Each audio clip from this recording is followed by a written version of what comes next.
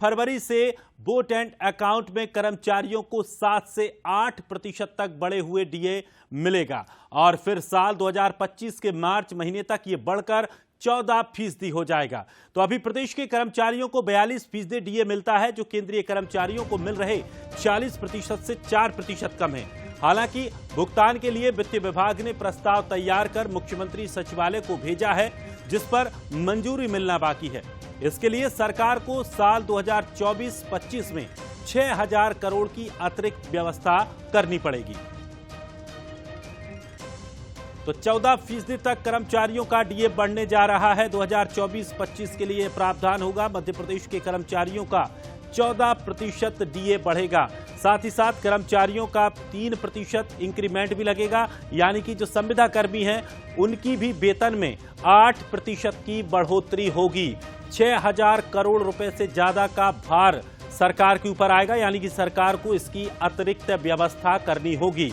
हालांकि वित्त विभाग ने प्रस्ताव तैयार कर लिया है, मुख्यमंत्री सचिवालय को यह प्रस्ताव भेज भी दिया है, जिस पर अब मंजूरी मिलना बाकी है।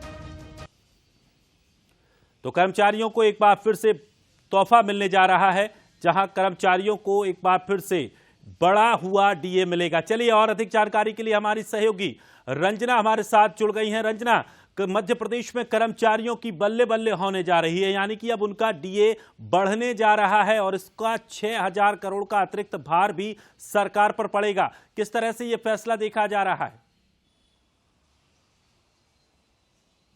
रंजना, अब तक आवाज पहुंच रही है? बिल्कुल, लोकसभा चुनावों से पहले कर्मचारियों को, संविदा कर्मचारियों को सरकार बड़ा तोहफा देने जा रही है और ये तोहफा डीए का है।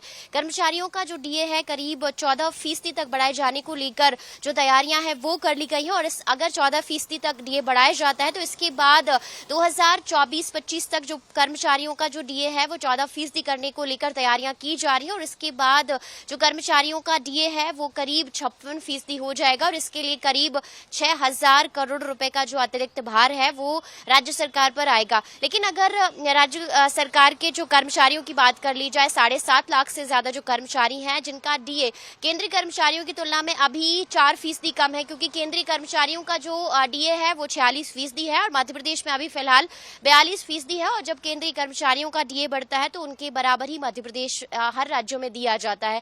तो कुल मिलाकर अगर कहा जाए तो ये बड़ी तोहफा कहा जा सकता है कर्मचारियों के लिए डीए बढ़ाने का, और लोकसभा चुनावों से पहले कर्मचारियों को लुभाने की एक तरह से कवायद भी कही जा सकती है। दिनेश, निश्चित तौर पर एक बड़ा फैसला ये सरकार का, और खास करके अगर कर्मचारियों को लेकर बात करें, संविदा कर्मचारियों को लेकर बात करें तो 3% तक उनकी भी वेतन वृद्धि होगी। तो लाभ सबको मिलने जा रहा है, लेकिन सरकार पर 6,000 करोड़ रुपए का एक अतिरिक्त बजट भी, एक अतिरिक्त बोझ भी पड़ने जा रहा है। फिलहाल शुक्रिया हमारे साथ जुड़ने के लिए।